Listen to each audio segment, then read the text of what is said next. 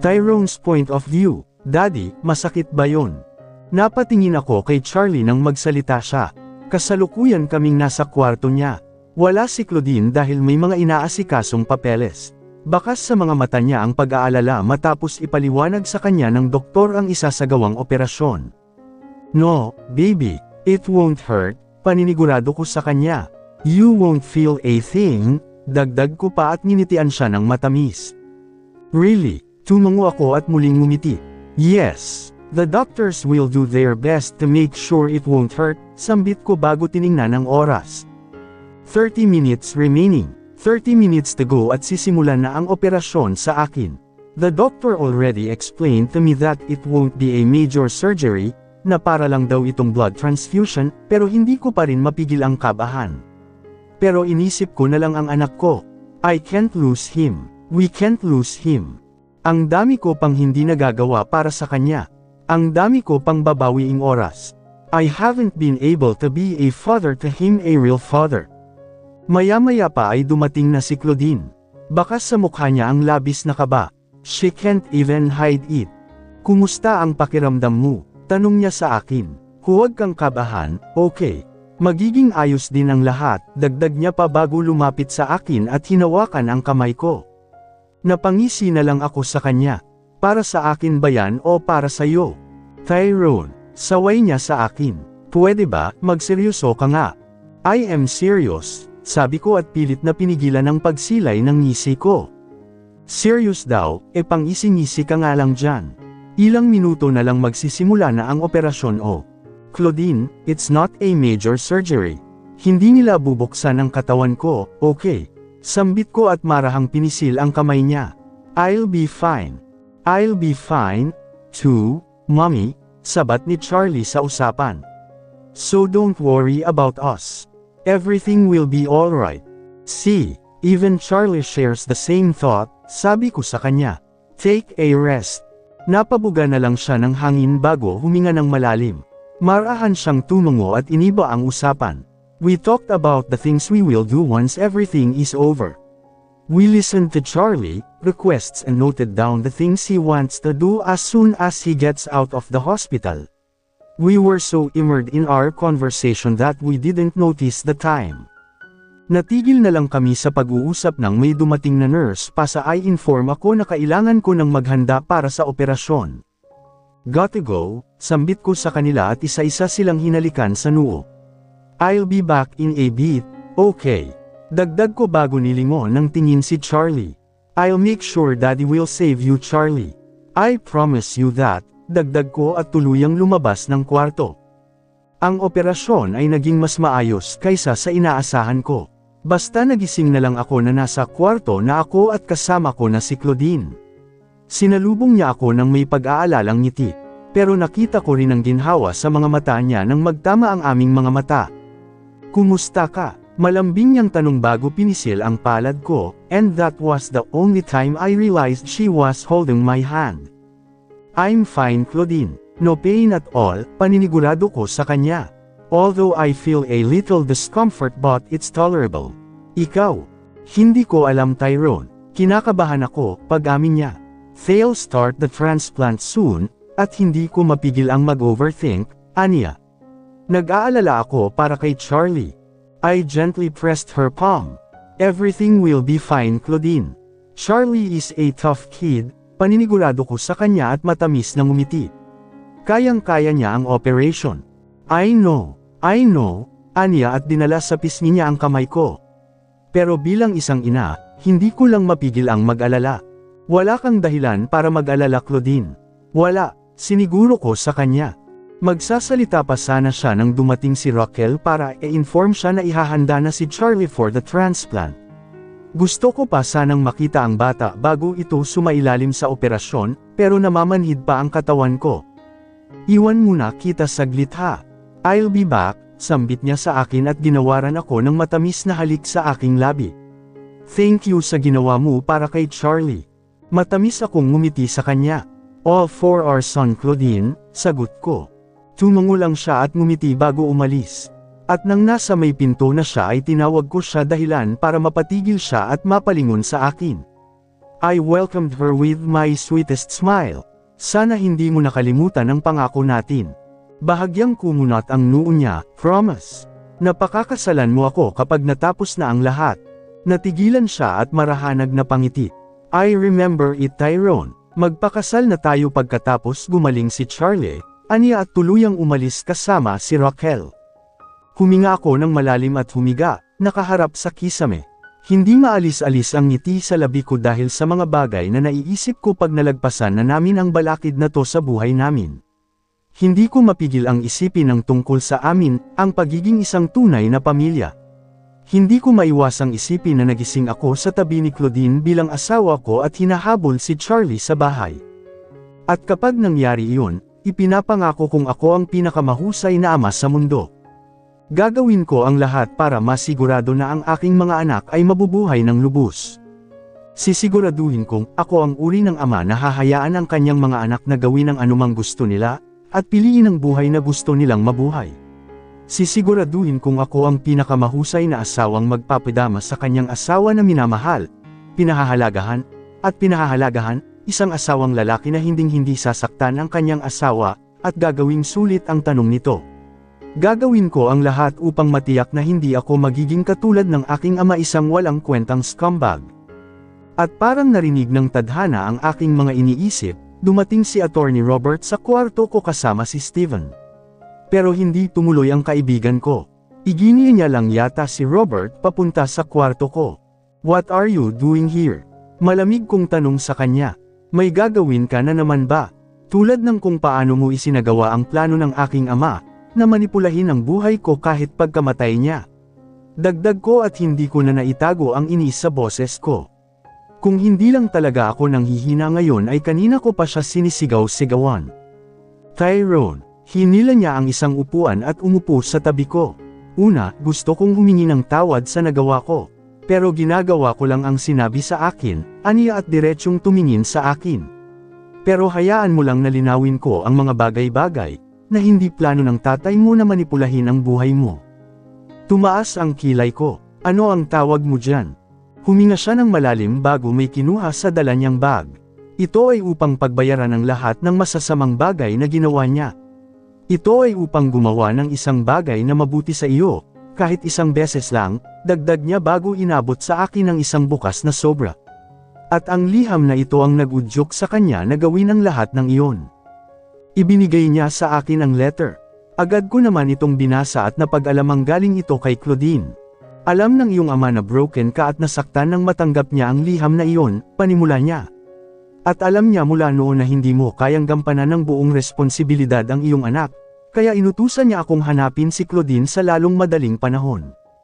So, yes, that was the time na nakipagdeal siya sa mga kaibigan ni Claudine.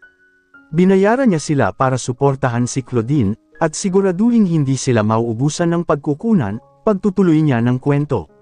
Gusto niyang bigyan sila ng higit pa, ngunit nais din niyang maiwasan ang pagtaas ng mga hinala niya. And he has been observed them. Tahimik niyang pinagmamasdan ang paglaki ng anak mo. Tugon niya, ginawa niya ang lahat ng iyon habang hinihintay kang gumaling sa sakit na iyong naramdaman, habang hinihintay kang makatapos ng iyong pag-aaral. At sa totoo niyan, ay gusto niya sanang siya mismo ang magpakilala sa iyo kina Claudine at Charlie, ngunit ang kanyang kalusugan ay mas mabilis na lumala kaysa sa inaasahan, kaya sinabi niya sa akin na tiyakin na hahayaan na lamang kitang kayong magkita ni na Claudine at Charlie kapag handa ka na. So that explains bakit hindi ko sila matunten. Hindi makapaniwalang sambit ko. Yes, pero sana wag mong masamain ang intensyon ng tatay mo. Ginawa lang niya ang lahat ng iyon para masiguradong hindi ka magiging katulad niya. Gusto niyang makaharap mo ang anak mo nang wala ng puot at galit sa dibdib mo. Hindi ako nakasagot. Hindi ko alam kung anong mararamdaman ko. Naging komplikado lang ang mga bagay nang sinubukan nina Alina at Adrian na sirain ang plano, aniya.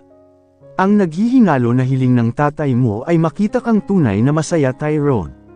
Hiniling niya na magkaroon ka ng masayang pamilya, isang bagay na hindi niya maibibigay sa iyo. Pinagsisihan niya ang lahat, ngunit alam niyang huli na ang lahat, kaya at least may magagawa siyang mabuti ikaw kahit minsan lang. Hindi ko alam pero bigla na lang nag-init ang magkabilang sulok ng mga mata ko. Hindi ko natapos ang sinasabi ko nang bigla na lang tumulo ang mga butil ng luha ko. Nagulat pa ako nang makita ko ang sarili kong umiiyak. Gusto kong tumigil sa pag-iyak pero hindi ko magawa. Tears just keep on falling. Kinasusuklaman ko ang aking ama. Kinaiinisan ko siya to the point na minumura ko siya at sinisisi ko siya sa lahat ng kasawiang nangyari sa buhay ko. Nais ko pang ang magkaroon ako ng ibang ama. Kinaiinisan ko siya hanggang sa kaibuturan ko. Pero hindi ko maipaliwanag itong lungkot na nararamdaman ko habang iniisip ang mga huling sandali niya. Wala kasi ako nung namatay siya. Ilang taon ko siyang hindi pinansin. Hindi ko siya kinausap. Hindi ko pinansin ang mga pagtatangka niyang makipag-usap sa akin lahat dahil sa puot. Sana hindi mo na lang sinabi sa akin lahat, attorney, mahinang sambit ko habang patuloy pa rin sa pagluha. You should have let me hate him, dagdag ko at huminga ng malalim para pigilan ang pagluha ko. Baka dahil lang ito sa anesthesia. Dala lang ito ng pampamanhid na itinurok sa akin. There's no way na pagsisisihan ko ang pagkamuhi sa aking ama sa lahat ng oras na ito. Siya ay kakila-kilabot na tao. Siya ang pinakamasama. Deserve niya lahat ng galit na ibinato ko sa kanya. Sa huli, gusto kong humingi ng paumanhin sa pagsisinungaling ko sa iyo. Walang intensyon ng iyong ama na itago ang mana mo sa iyo. Nagdesisyon akong gumawa ng ilang kwento para masiguradong matutupad ko ang kanyang namamatay na hiling. Sambit niya sa akin at kita ko ang lungkot sa kanyang mga mata. Alam kong masama ang tingin mo sa tatay mo, pero sa akin, na nakasama niya hanggang sa huling hininga niya, masasabi kong mabuti siyang tao. Madalas kanyang pinag-uusapan, madalas niyang ibinahagi ang tungkol sa kung gaano siya kasaya na magkaroon ng isang mabuting anak na tulad mo, matalino, matigas, henyo. Palagi kanyang ipinagyayabang sa mga kaibigan niya, kahit sa akin.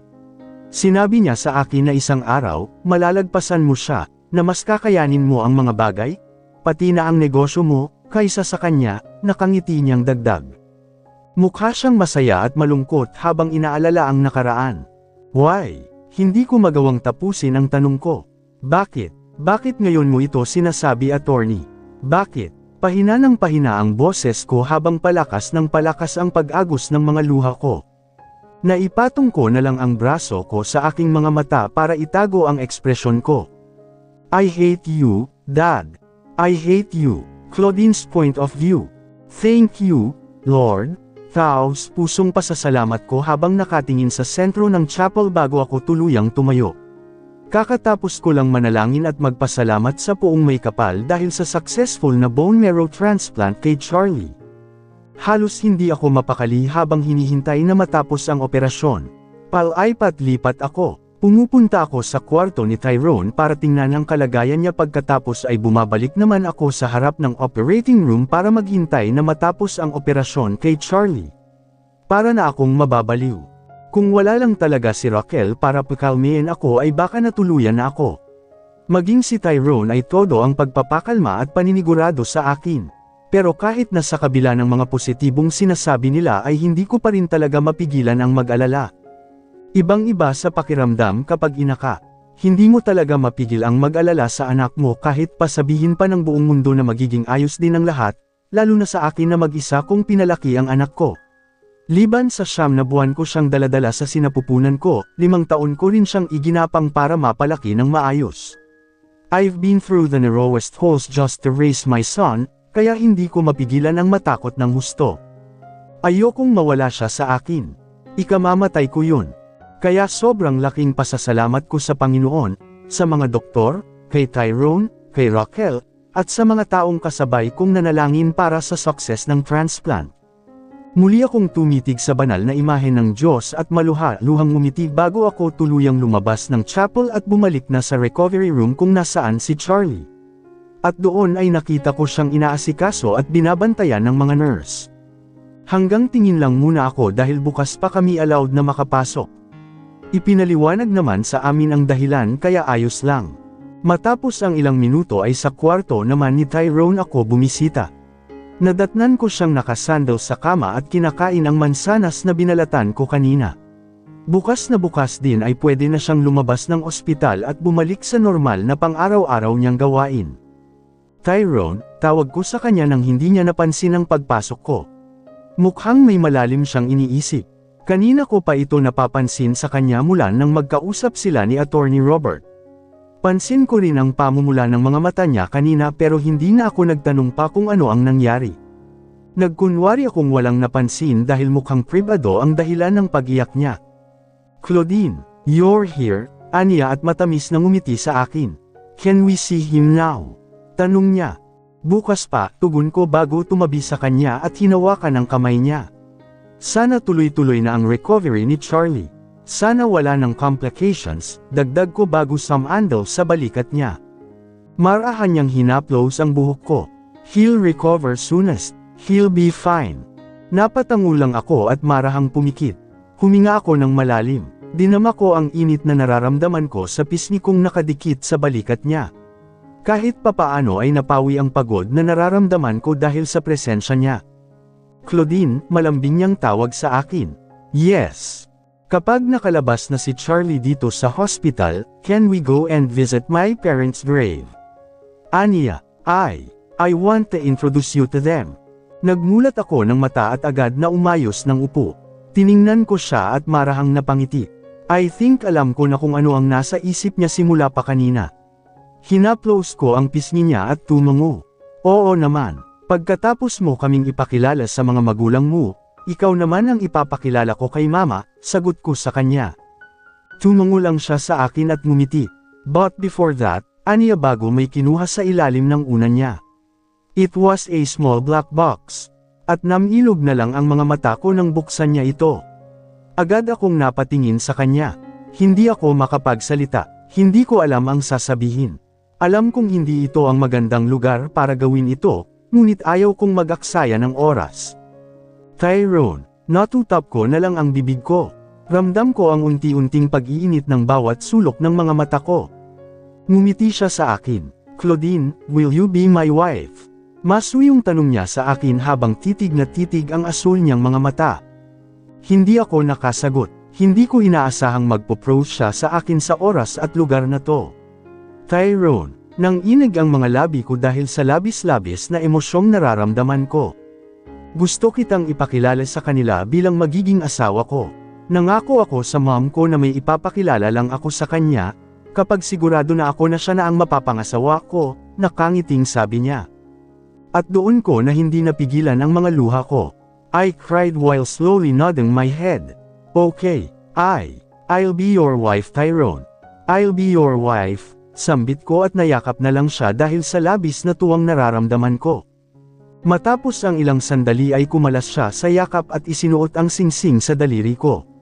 Now, it's sealed, nakangiting sabi niya. Hindi mo ba inasahan? Tanong niya at ngumisi sa akin. Hindi, sino ba namang magpo-propose habang nakakonfine sa ospital, di ba? Mabilis kong tugon at napanguso na lang. At may isip ko pa bang magpo-propose ka sa sitwasyon natin ngayon? Well, I wanted to make sure na hindi ka na ulit tatakbo at magtatago, nakangising sabi niya. And also, para kasal na lang ang iisipin natin after ng recovery ni Charlie, dagdag niya pa. Napabuga na lang ako ng hangin. Iba ka talagang mag-isip, nasabi ko na lang. Kailan mo pa naisip na mag-propose sa akin? Saglit siyang nag-isip. Nung pumayag kang pakasalan ako pagkatapos ng lahat ng ito, sagot niya. Mabilis akong bumili ng engagement ring pagkatapos noon. Napailing na lang ako. You're unpredictable. Isn't that a good thing? Napangiti na lang ako bago hinaplos ang pisngi niya at siniil siya ng halik. Thank you, bulong ko sa kanya pagkatapos. Hindi ba dapat I love you ang sabihin mo imbes na thank you? Nakangusong sabi niya kaya mas lalong lumapad ang ngiti ko. I love you, maso yung bulong ko sa kanya at muli siyang hinalikan. I love you, too Claudine, bulong niya nang maglayo ang mga labi namin. Nagkatinginan kaming dalawa at napangiti. Pagkatapos ay saglit na naghalikan bago ako nagpaalam sa kanya na lalabas na muna ako para i-check si Charlie. Nakangiti akong lumabas. My heart is filled with pure happiness right now. Pero hindi ko magagawang sumaya ng sobra hanggat hindi pa nakaka-recover si Charlie. Only after he recovers, I can be fully happy. Habang nasa labas ako ng recovery room ay dumating si Raquel para sabihin sa akin na may bisita raw si Tyrone. Sumama ako sa kanya at doon ko nakita si Steven na may dalang bulaklak at may kasamang dalawang lalaki at isang babaeng buntis. "They're here to see Tyrone," sabi ni Steven. "This is Austin and this is his wife, Mayumi," pagpapakilala niya sa dalawa. "And this is Jasper," dagdag niya at itinuro ang lalaking nasa likod nila. "Hello po sa inyo," bati ko sa kanila. "Salamat po sa pagpunta. Dito po tayo," magalang kong sambit at ginabayan sila papunta sa kwarto ni Tyrone. Nakiusap muna ako kay Raquel na siya muna ang magbantay kay Charlie. "How is he?" tanong sa akin ni Austin. "Recovering na si Tyrone. Bukas ay pwede na siyang lumabas," tugon ko. "How about your son?" tanong naman sa akin ni Jasper. Bakas ang pag-aalala sa mukha niya. "Is he okay?" "Nasa recovery room na si Charlie and under observation pa," sagot ko bago ako tumigil sa tapat ng pinto ng kwarto ni Tyrone. "Nandito na tayo," dagdag ko bago binuksan ang pinto. "Tyrone, may mga bisita ka." Well, bibong sabi ni Steven bago siya pumasok. "I brought you flowers thinking you're already dead." "Eh kung ikaw ang patayin ko? Kakakita mo pa nga lang sa akin kanina," pagsusungit ni Tyrone. "Mukhang okay ka na. Nagsusungit ka na ulit," nakangising banat ni Steven. "Maiwan ko na muna kayo ha." Column ko sa kanila para bigyan sila ng moment. Akmang aalis na sana ako nang tawagin ako ni Mayumi. "Claudine, right? Aniya na agad ko namang tinanguan. Pwede bang sumama sa'yo?" "Bakit? I think it would be better pag sila lang ang nasa kwarto. Mas makakapag-usap silang magkakaibigan," sagot niya. "Sige. Pero okay lang ba sa'yo na samahan ako sa recovery room?" tanong ko. "Yes. Gusto ko ring makita ang anak mo," tugon niya. "Steven told us everything. And I can say na ang tatag mo, nabilib ako sa'yo," pagtatapat niya. I don't know kung anong gagawin ko kung ako ang napunta sa sitwasyon mo." Ngumiti lang ako sa kanya at nagpasalamat dahil hindi ko alam kung paano ko sasagutin ang sinabi niya. Hindi ko rin kasi alam kung paano ko nalagpasan ang lahat ng pagsubok na dumating sa buhay ko. Siguro ganon talaga pag nanay ka. Lahat kaya mong gawin at harapin para sa anak mo, sabi ko na lang sa kanya bago bumaba ang tingin ko sa bilugan niyang tiyan. "At sigurado akong maiintindihan mo ang sinasabi ko sa oras na lumabas yang baby mo." "Babies," pagtatama niya at ngumiti sa akin. "We're expecting a twin." Umawang ang bibig ko at napangiti na rin. "Wow, congrats." Ngumiti lang siya sa akin at tumango. Habang papunta kami sa recovery room ay kung ano-ano lang ang pinag-usapan namin. Hanggang sa makarating kami, nagpaalam muna si Raquel at may pupuntahan daw siya, at doon kami mas nakabuelong magkwentuhan ni Mayumi. We talked as if we knew each other for a long time already.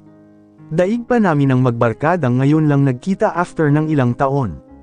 "Grabe, parang teleserye ang love story niyo ni Tyrone," aniya matapos kong ikwento sa kanya ang naging takbo ng pag-iibigan namin ni Tyrone.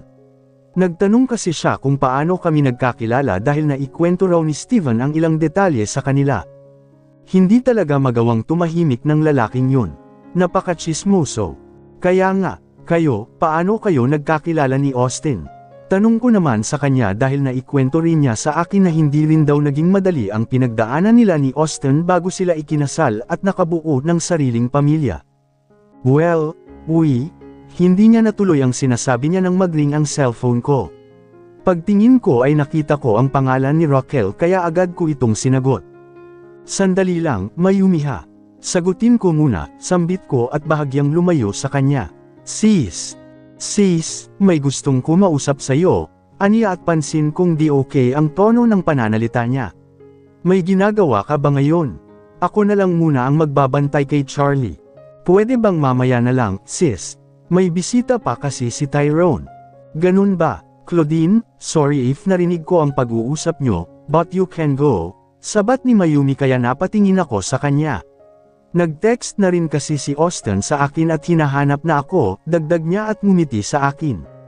"Sure ka, Mayumi?" Tumango siya. "Yes. Next time na lang natin ituloy ang kwentuhan. Alam kong mas dadalas pa ang pagkikita natin sa mga susunod na araw," aniya. "Sige, salamat, Mayumi," sabi ko. Nice meeting you too," tugon niya at nakipagkamay sa akin. Sasamahan ko pa sana siya pabalik sa kwarto ni Tyrone pero tumanggi na siya. Sis, sambit ko sa cellphone ko para alamin kung nasa kabilang linya pa ba si Raquel. Yes, sis, sinong gustong kumausap sa akin? Tanong ko pero hindi siya sumagot. Isasama ko na lang siya pabalik dyan dahil gusto niya rin daw makita si Charlie, aniya at ibinaba ang tawag. Kumunat naman ang noo ko dahil wala akong ideya kung sino ang sinasabi niya. Pero matapos ang ilang minuto ay dumating na sila. At hindi ko alam kung anong mararamdaman ko nang makita ko kung sino ang kasama niya. Adrian, matigas kong sambit. Sis agad na lumapit sa akin si Raquel. Sorry, ilang araw na kasi niya akong kinukulit. Hindi ko na alam kung paano pa siya tatanggihan kaya dinala ko na lang siya rito. Gusto niya lang daw talagang makita si Charlie at makausap ka. Claudine, tawag sa akin ng lalaki. Masama ko siyang tiningnan. May gana ka pa talagang pumunta rito, Adrian. Hindi makapaniwalang sambit ko. Matapos mong guluhin ang buhay namin. Matapos mong gawin ang lahat ng yun sa akin. Claudine, hindi pa ako tapos magsalita, matigas kong sabi. Matapos mo akong sirain kay Tyrone. Ang kapal ng mukha mo. Claudine, nagawa ko lang yun dahil mahal kita, paliwanag niya. Tumaas ang kilay ko sa sinabi niya. Mahal, hindi yun pagmamahal, Adrian. Hindi ganon ang pagmamahal na alam ko, tugon ko at dismayadong tumingin sa kanya. Hindi ko inakalang kaya mong ibaba ng ganon ang sarili mo. Jean, hindi ko siya pinatapos magsalita. Buong lakas ko siyang sinampal. Kay lutong ng tunog na umalangaw-ngaw sa paligid. Damang-dama ko ang init sa palad ko. Para yun sa mga kasinungalingang sinabi mo kay Tyrone para on ako. Gigil kong sambit at muli siyang sinampal sa kabilang pisngi gamit ang isa ko pang palad. At para yan sa problemang ibinigay mo sa amin. Hindi siya nagsalita, tumingin lang siya sa akin. Bakas sa mga mata niya ang lungkot, pero hindi ako madadala roon. Galit na galit ako sa iyo, Adrian. Galit na galit, huminga ako ng malalim para kontrolin ang boses ko. Pero mas galit sa iyo si Tyrone. Kaya habang hindi niya pa alam na nandito ka, umalis ka na, pagtatabuyan ko sa kanya. Umalis ka na hanggat may awa pa akong nararamdaman sa iyo. Claudine, patawarin mo ako. Lalapit pa sana siya sa akin pero ako na mismo ang umatras palayo. Alis, malamig kong sambit. Hindi ko maibibigay sa ngayon ang kapatawarang gusto mo, Adrian. Baka mas lalo lang sumidhi ang galit na nararamdaman ko sa iyo kapag nagpumilit ka pang patawarin kita. Kaya pakiusap lang, alis, madiing dagdag ko. Claudine, kung gusto mong patawarin kita, umalis. Umalis ka sa harapan ko ngayon din. Senggal ko sa kanya bago ko nilingon si Raquel. Sis, please lang. Huminga ako ng malalim. Paalisan mo na yang taong yan bago pa man maubos ang pasensya ko. Wala ako sa mood para magpatawad ngayon, dagdag ko bago ako tuluyang umalis at pumunta sa kwarto ni Tyrone. Ngayong alam ko na nabayad ang malasakit sa akin ni Adrian, at baka may ibang intensyon siya sa mga kabutihang ipinakita niya sa amin, tuluyan nang nawala ang tinatanaw kong utang na loob sa kanya. Wala na akong ibang nararamdaman ngayon kundi inis at pagkadismaya. Kung gusto niya ng kapatawaran, hindi ko yun maibibigay sa ngayon. Hindi pa ako handa, masyadong mabigat ang kasalanang ginawa niya sa akin at hindi ko yun basta-bastang makakalimutan. Handa na ba kayong lahat? Tanong sa amin ni Tyrone nang muli siyang sumilip sa kwarto. Bakas ang tuwa sa mukha niya habang nakatingin sa amin. Yes, Daddy. Magiliw na tugon ni Charlie bago patakbong sinalubong ang ama at nagpakarga rito. Alis na tayo, tanong ko sa kanya at inihanda ang mga bagahe namin. Huminga ko ng malalim bago inilibot ang tingin sa paligid ng kwarto. Halos 2 buwan din kami rito kaya medyo na-attach na rin ako. But this is a good goodbye. It's a good sign.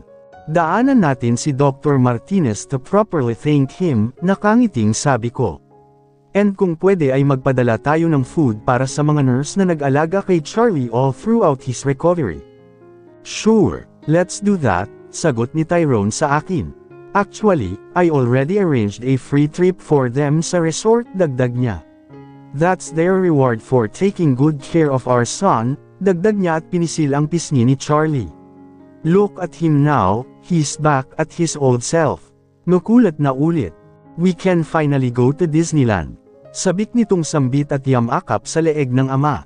And arcades and parks. Yes, pupuntahan natin lahat yun, nakangiting segunda ni Tyrone. But for now, uwi na muna tayo sa bahay, okay?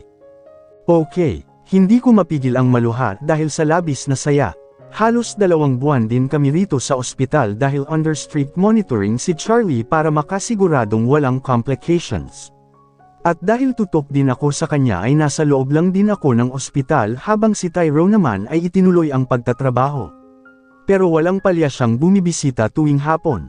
Paminsan-minsan nga ay kasama namin siyang natutulog sa ospital o minsan naman ay dito na siya inuumaga kakatrabaho. Si Raquel naman ay paminsan-minsan na lang kung makadalaw dahil binuksan niyang muli ang cake shop niya. At para may pampuhunan siya ay ibinalik ko sa kanya ang perang inabot niya sa akin noon para kay Charlie. Naayos na namin ang gusot sa pagkakaibigan namin at mas tumatag pa nga ang samahan namin. Si Adrian naman, ilang beses din siyang bumalik sa ospital para kausapin ako pero hindi ko talaga siya magawang harapin. Sariwa pa rin ang sugat na dala ng ginawa niya sa akin. Hindi ko pa rin makalimutan ang paninira niya sa akin. Siguro kung hindi siya tinakot ni Tyrone na ipapapulas siya nito ay hindi ito titigil sa pagbisita sa akin. Siguro magagawa ko rin siyang patawarin pero hindi pa ngayon. Hindi ko pa talaga kaya. Naging madalas din ang pagbisita ni Mayumi sa akin. At least once a week siyang bumibisita para makipagkwentuhan sa akin. And we became really good friends. Dahil liban sa pareho kaming nagmula sa simpleng pamumuhay, ay pareho din kaming ina.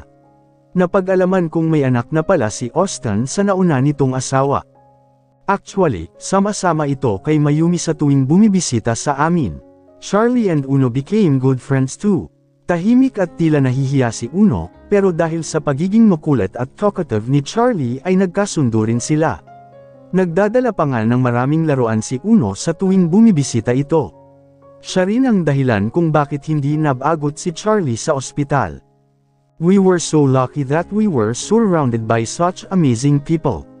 Dahil din sa kanila ay napabilis ang recovery ni Charlie. They made our lives easier. And I will be forever grateful to them. Is this our new house? Bulalas ni Charlie pagkapasok namin sa mansyon nila Tyrone. Yes Charlie, this will be our new house. Sagot nito sa bata. Wow, this is so big. Napatingin ako sa paligid. Maging ako ay nalula sa laki ng espasyong bumungad sa amin. Napakalawak ng living room. Agaw pansin din ang malaking chandelier na nakabitin sa gitna ng magkatapat na malalaking hagdan. Punong-puno ito ng mga kristal at iba pang makukulay na bato. Doon pa lang ay alam ko ng libo-libo ang halaga nito.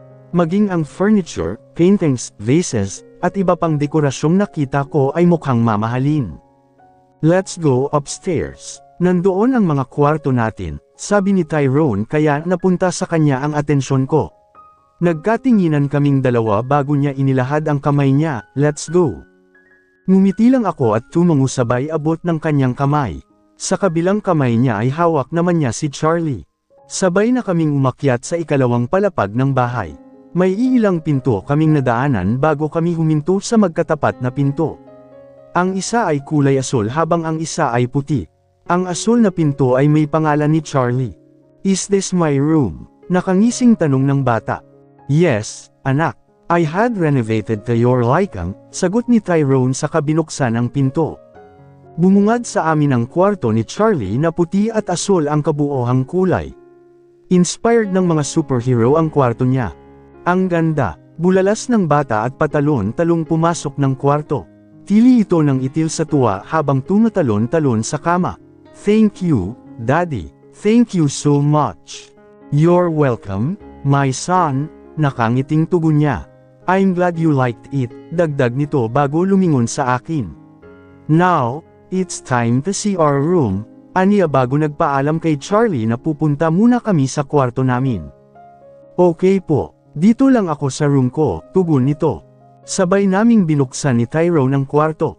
Unang bumungad sa akin ang malaking kama na may poste sa magkabilang kanto nito at may manipis pang curtain. Did you like the canopy bed? Tanong niya sa akin bago ko naramdaman ang paglingkis ng braso niya sa baywang ko. I made sure to make it sturdy. I also made the room soundproof, dagdag niya at mapaglarong umisi sa akin. Soundproof. Tumungo siya. Yep. For safety purposes, tugon niya. Maingay ka pa naman kapag kinakain kita, dagdag niya kaya nahampa ko siya sa balikat niya. Baliw ka talaga. What? I'm just being realistic, depensa niya sa sarili bago ako pinaharap sa kanya. He wrapped both of his arms around my waist and looked at my eyes. Pero seryoso, nagustuhan mo ba ang bahay? I looked at him in disbelief. Seryoso ka ba sa tanong mo? Malamang oo. This house is gorgeous. It's perfect for our growing family. I think this house is too big for the three of us, aniya bago ako idinikit sa katawan niya. I think it would be better if we add more. Makahulugang sabi niya sabay kagat ng labi niya. How about 5 more kids? Seryoso ka? Gulat kong tanong. Maawa ka naman sa mattress ko. Natawa siya sa sinabi ko bago inilapit ang mukha sa mukha ko. Fine. 2 more kids then, pabulong niyang sabi at dahan daw ang inilapit ang labi sa labi ko. Gusto ko rin ng kambal Claudine. Naiingit ako kay Raven. Wala tayong magagawa roon. Dadamihan ko ang semilya, pabirong sabi niya at siniil na ako ng halik. Tutugan na sana ako nang biglang dumating si Charlie kaya napatigil kami. Natawa na lang kami ni Tyrone. This is the reason why I had our rooms separated, aniya at nilang na lang. Mommy, let's go. Daddy is already waiting outside, pambubulabog ni Charlie nang pumasok siya sa hotel room. Pang-ilang beses na siyang pumasok para gisingin ako. Napagod kasi ako sa island hopping namin kaninang umaga. Nandito kami ngayon sa private resort ni Tyrone at nagbabakasyon. Ito kasi ang unang hiling ni Charlie noon sa ospital. Marahan akong tumango at bumangon na rin. Magbibihis muna ako. Wear a good dress, okay. The one we bought at the mall, aniya bago siya nakangiting umupo sa kama. Daddy told me we're gonna have a special dinner later, dagdi niya habang pinagmamasdan akong maghanda. Really? Hindi niya nasabi sa akin, tugon ko habang kinuha ang pulang dress na binili namin noong nakaraang araw. Ang sabi lang niya ay sabay tayong magdi-dinner tatlo. Basta yon ang sabi niya. Tumungo na lang ako at binilisan ang pag-aayos. Pagkatapos ay sabay na kaming lumabas para puntahan si Tyrone. Nadatnan namin siya sa lobby na may kausap sa cellphone, pero agad niya rin itong ibinaba nang makita kami. Agad niya kaming sinalubong at matamis ng initian. Pagkatapos ay natuon sa akin ang atensyon niya. You're gorgeous Claudine, nakangiting sambit niya. Bagay na bagay sa iyo ang red dress na yan. Napangiti ako sa sinabi niya. Thank you, tugon ko at pinagmasdan din ang suot niya. Nakasuot siya ng puting polo na nakabukas ang unang 3 butones na ipinarace niya sa khaki shorts at brown beach sandals. Litaw na litaw ang kaputian niya at ang kagwapuhan niya. Ikaw rin, ang gwapo mo sa suot mo. What about me? Pagsingit ni Charlie, you look handsome, anak. Cute and handsome, sambit ko at pinisil ang pisngi niya sabay halik sa noo niya. Let's go, sambit ni Tyrone. It's already 6 p.m., aniya at tumango lang kami ni Charlie. Habang papunta kami sa restaurant ay hindi ko mapigil ang mapangiti habang pinagmamasdan sina Charlie at Tyrone.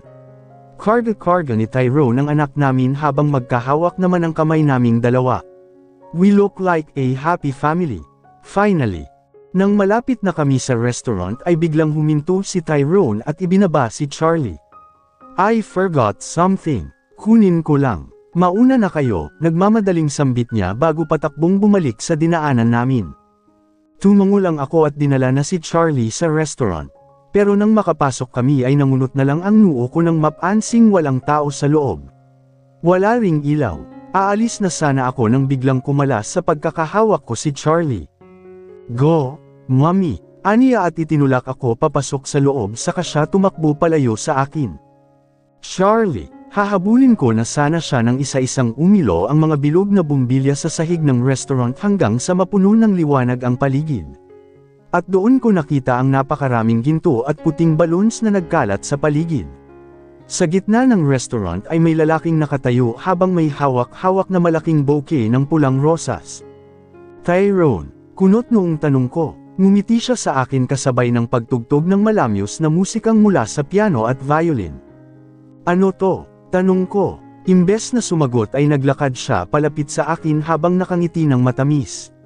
For you, aniya at iniabot sa akin ang bulaklak. Ano to? Tanong kong muli sa kanya. Ay, alam kong nag-propose na ako sa'yo last time, panimula niya bago siya lumuhod sa harapan ko saka may kinuha sa bulsa niya. Ngunit hindi iyon espesyal, dagdag niya bago inilabas ang itim na box na naglalaman ng panibagong diamond ring. So this time, let me formally ask you again, Claudine Amadeo. Tyrone, natutap ko na lang ang bibig ko at hindi napigil ang maluha. Ayos na ako sa proposal niya noon sa ospital. I was willing to marry him. Hindi ko na rin inisip pa na magpo-propose siya ulit sa akin. Claudine Amadeo, will you marry me? Mabilis akong tumango. Yes, I will marry you, Tyrone Alexander Vanderbilt, tugon ko at tuluyang napaiyak. Ngumiti siya sa akin bago isinuot ang singsing sa daliri ko. Not it makes sense kung bakit niya pinahubad sa akin ang singsing na unang ibinigay niya. Pagkatapos niyang maisuot ang singsing ay tumayo na siya at siniil ako ng halik. Kasabay ng paglalapat ng mga labi namin ay siyang pag-alingaw-ngaw ng malakas na palakpakan at mga hiyawan sa paligid. Mabilis akong lumayo kay Tyrone at inilibot ang tingin ko, at nagulat na lang ako nang makitang hindi lang pala kami ang tao sa paligid. Naroon sina Raquel, Mayumi, Uno, Austin, Steven, Jasper, at si Raven na may kasama ring isang babae na hindi ko kilala. Agad akong napatingin kay Tyrone. Did you? Tumango siya sa akin at ngumiti. Yep, I invited them, aniya at inilingkis ang kamay sa baywang ko. I wanted them to witness our promise. Para hindi ka na rin lumayo pa. Napangiti na lang ako sa sinabi niya baga ako kumapit sa leeg niya. I am not going anywhere, Tyrone. I'll be by your side forever, masuyong sambit ko bago inangkin ang labi niya. Pumikit ako at dinama ang sarap ng kanyang halik kasabay ng pag-agos ng mga luha ko dahil sa labis na tuwa. Claudine Amadeo, is no longer the woman who's running away with the billionaire's son. I am now the woman who will soon become the billionaire's wife.